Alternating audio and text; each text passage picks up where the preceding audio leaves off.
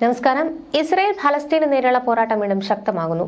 മുഴുവൻ ബന്ദികളെ മോചിപ്പിക്കുന്നതുവരെ ഹമാസിനു നേരെ യുദ്ധം തുടരുമെന്നും ഗാസ പൂർണ്ണമായി കീഴടക്കുമെന്നും ഹമാസിനെ ഭൂമുഖത്ത് നിന്ന് തുടച്ചു നീക്കുമെന്നുമാണ് ഇസ്രായേൽ പ്രധാനമന്ത്രി ബെഞ്ചമിൻ നെതന്യാഹുവിന്റെ ഉറച്ച തീരുമാനം. ഒരു വശത്ത് ബോംബിങ്ങും മിസൈൽ വർഷവും തുടരുകയും മറുവശത്ത് ജനങ്ങളെ പട്ടിണിക്കിട്ട് കൊല്ലുകയും ചെയ്യുകയെന്നതാണ് നെതന്യാഹുവിന്റെ നയം.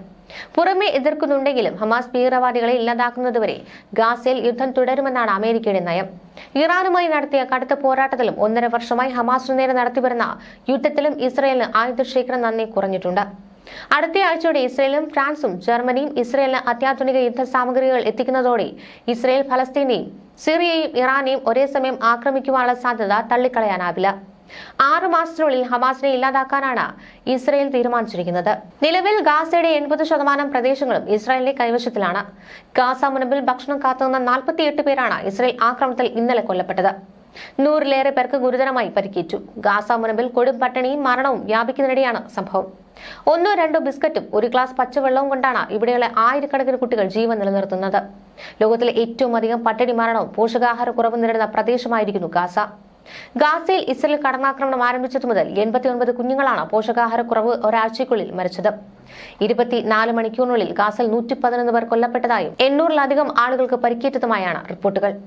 ഇസ്രായേൽ നടത്തിയ സൈനികാക്രമണത്തിൽ ഇതുവരെ 60,000-ഓളം പലസ്തീനികൾക്ക് ജീവഹാനി ഉണ്ടായതായാണ് റിപ്പോർട്ടുകൾ. 2023 ഒക്ടോബർ 7-നാണ് ഇസ്രായേൽ ആക്രമണം ആരംഭിച്ചത്. സമീപകാലത്തെ ഏറ്റവും നാശം വിതച്ച യുദ്ധത്തിൽ 1.5 ലക്ഷത്തോളം പേർക്കാണ് പരിക്കേറ്റത്.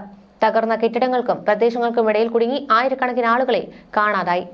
അവശ്യ സേവനങ്ങളുടെ പ്രവർത്തനം മോശം നിലയിലാണെന്നും പകർച്ചവ്യാധികൾ പൊട്ടിപ്പുറപ്പെടുവാനുള്ള സാധ്യത നിലനിൽക്കുന്നതായും ആഗോള ഏജൻസികൾ മുന്നറിയിപ്പ് നൽകുന്നുണ്ട്. ഗാസയിലേക്കുള്ള സഹായങ്ങൾ ഇസ്രായേൽ തടഞ്ഞു വച്ചിരിക്കുകയാണെന്ന് ഐക്യരാഷ്ട്രസഭ ഉൾപ്പെടെയുള്ള ആഗോള സംഘടനകൾ ആരോപിക്കുന്നു. ഭക്ഷ്യക്ഷാമവും സഹായ വിതരണത്തിലെ തകർച്ചയും മൂലം അവശരായ രോഗികളാൽ ആശുപത്രികൾ നിറഞ്ഞിരിക്കുകയാണെന്നും നൂറുകണക്കിന് ആളുകൾക്ക് ജീവൻ നഷ്ടമാകുന്ന അവസ്ഥയാണ് നിലനിൽക്കുന്നതെന്നും ആരോഗ്യ മന്ത്രാലയവും ആശങ്ക പങ്കുവച്ചു. അർദ്ധരാത്രി ഹമാസ് ഇസ്രായേലിൽ കടന്നുകയറി നടത്തിയ ആക്രമണത്തെ തുടർന്നാണ് ഇസ്രായേൽ പ്രത്യാക്രമണം ആരംഭിച്ചത്. ഹമാസ് തീവ്രവാദികൾ അന്ന് നടത്തിയ ഹീനമായ ആക്രമണത്തിൽ 1200 പേർ കൊല്ലപ്പെടുകയും 300 പേരെ ഹമാസ് ബന്ദികളാക്കുകയും ചെയ്തിരുന്നു. തുടർന്ന് ഇസ്രായേൽ നടത്തിയ കര വ്യോമ ആക്രമണങ്ങളിൽ ഗാസയിലും സമീപ പ്രദേശങ്ങളുമായി 23 ലക്ഷത്തോളം പേർ സ്വന്തം ദേശങ്ങളിൽ നിന്ന് ഒഴിഞ്ഞുപോകേണ്ടി വന്നു.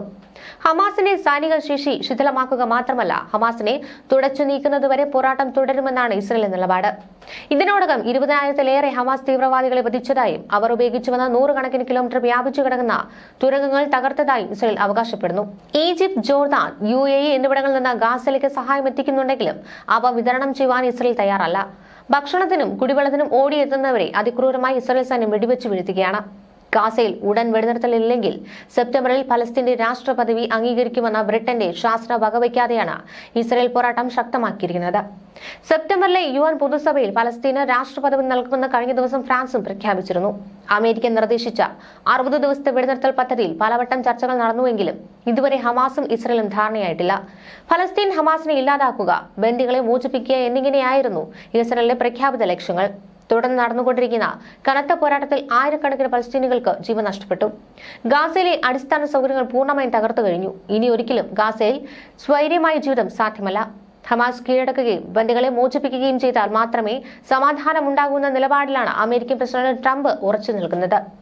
ഇത് വെടിനിർത്തൽ ചർച്ചകൾ വഴിമുട്ടുവാൻ കാരണമാകുന്നുണ്ട്. ഇരുപക്ഷവും പരസ്പരം ആവശ്യങ്ങൾ നിരസിക്കുന്നതാണ് ഇപ്പോഴത്തെ പ്രതിസന്ധിക്ക് കാരണം. സെപ്റ്റംബറോടെ സ്ഥിതി അതീവ ഗുരുതരമാകുമെന്നാണ് വിലയിരുത്തൽ. അതോടെ ഗാസയിലെ മുഴുവൻ ജനവും കടുത്ത ഭക്ഷ്യക്ഷാമം നേരിടും. 5 ലക്ഷത്തിലധികം പേർ കൊടും പട്ടിണിയിലേക്ക് തള്ളപ്പെടും. ഈ സാഹചര്യം ഒഴിവാക്കുവാൻ സൈനിക നീക്കത്തിൽ നിന്നും അതിർത്തിയിലെ നിയന്ത്രണങ്ങളിൽ നിന്നും ഇസ്രായേലിനെ പിൻവലിക്കുവാൻ ശ്രമിക്കുകയാണ് ലോകരാഷ്ട്രങ്ങൾ. ന്യൂസ് ഡെസ്ക് മലയാളി വാർത്ത.